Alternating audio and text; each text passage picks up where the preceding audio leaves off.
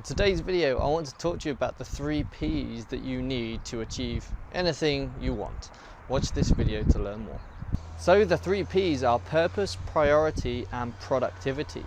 However, in this video, I've broken it down into 5 things that you need if you want to achieve anything. Let me tell you what those 5 things are now.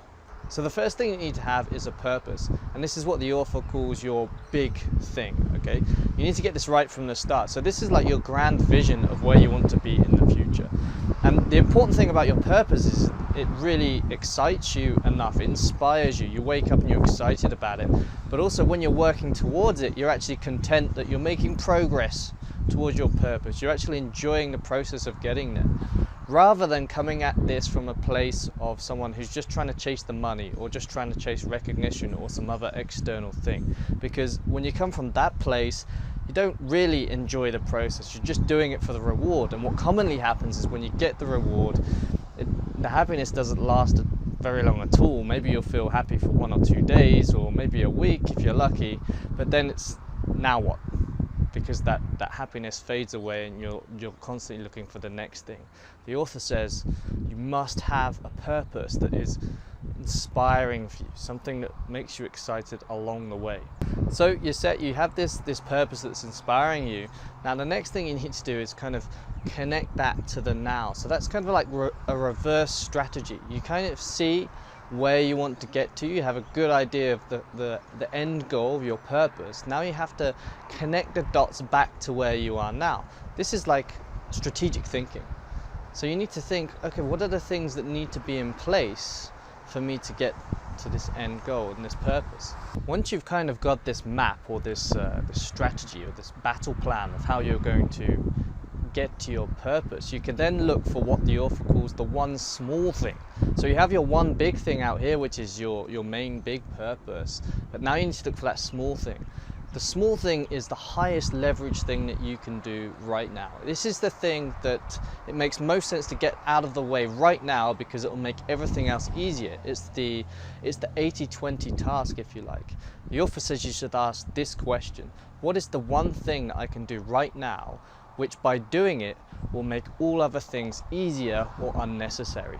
You ask that question, and that's how you get your one small thing. Once you've identified that, that's the thing you need to work on right away.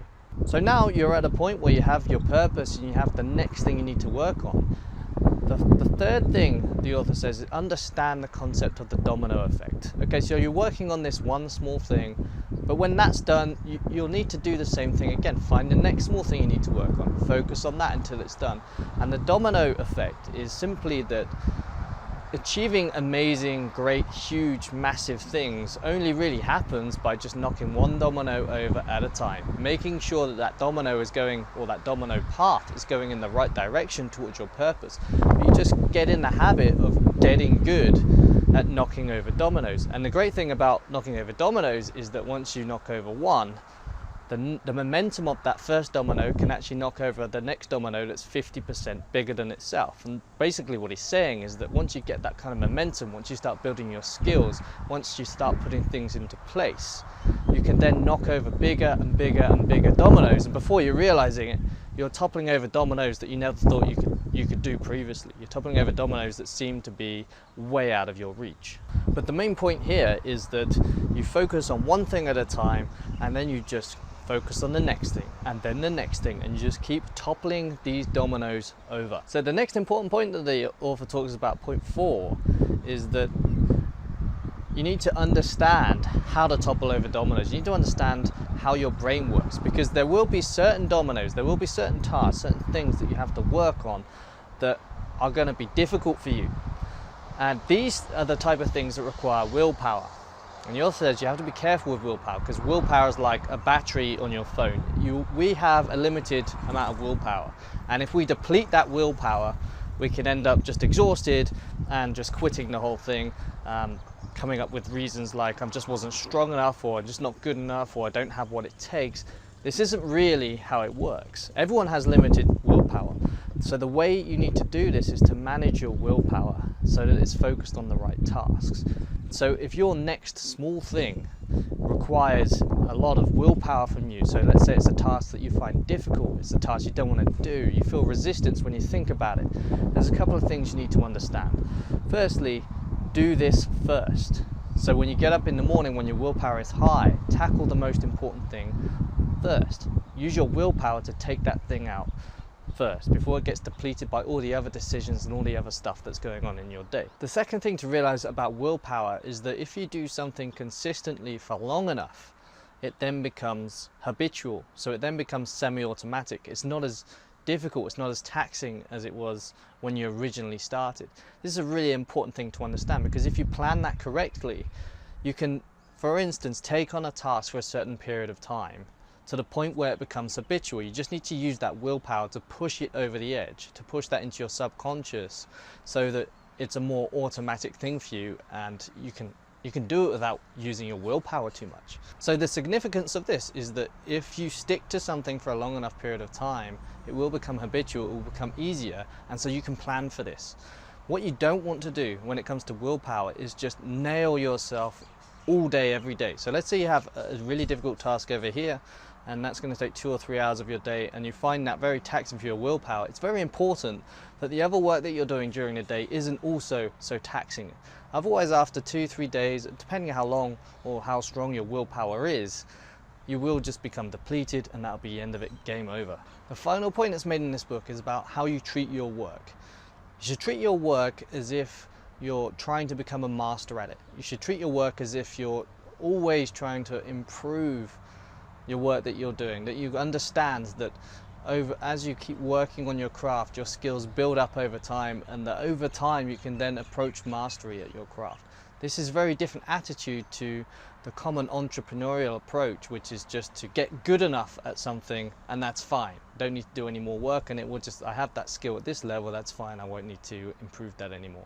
You should always be looking to improve your skills. The metaphor that's given in the book is that if I ask you to go, and chop down some wood in a forest somewhere, if you're a normal entrepreneur, you might run out into the wood with an axe and start chopping wood.